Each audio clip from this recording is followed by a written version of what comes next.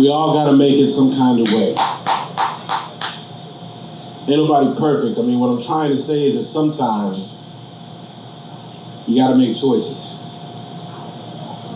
There are things you're gonna do that aren't gonna sit right with you, but you're gonna have to do what you have to do because we all have to make do as we can. That being said, I have to get this off my chest. It was with much shame, some humility. It's high time I confess that I was a low-budget stripper. Ladies, I was a good time if you were a good tipper and couldn't afford to go to the other establishments due to the high cover charges and the overwhelming burden of your financial responsibilities. If you were looking for a good time, you could find me and my cohorts. Love Tumbler, Juicy Fruit, and Buick at the hole in the wall, shaking what our mothers bestowed with reckless abandon and, dare I say, a hypnotically garish charm. If you were a lady with a woman's needs, poor vision, and lowered expectations,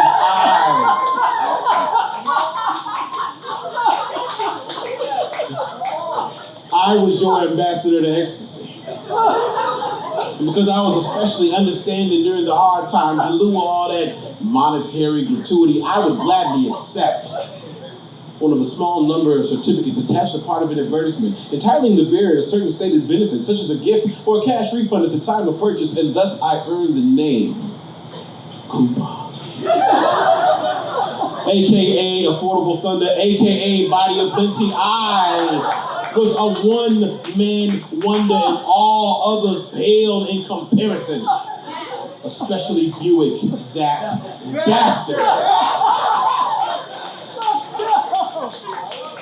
I brought Big Sexy back without fail. I was the only stripper with a sliding scale and a coin belt and tube socks and knee and elbow pads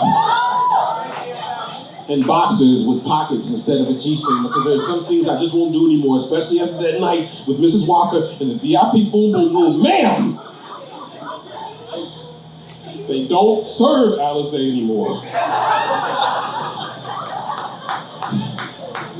Mine was a life of both leisure and legend. Fame, savings, everything was made available to me. Nothing I didn't want or need, especially LOVE and seriously. I was more than a woman man, and besides, what lady could handle more than what she got on stage anyway? And why would I forsake all the money I would make on Bingo Tuesdays or double coupon nights? Precious few could understand the lifestyle of a man who anonymously received a rose with a copy of the Sunday Times on a Thursday. And how can I tell any woman that I used to shake my ass for pieces of paper redeemable for cash value? How can I tell any woman that wanted a viable connection with me that I used to?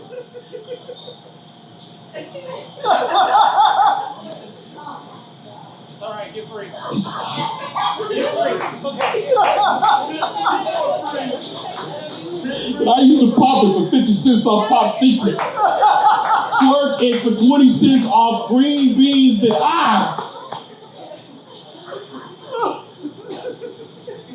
I really wouldn't do anything for a clown like Bob, but that was before the stripping, and I don't want to talk about it.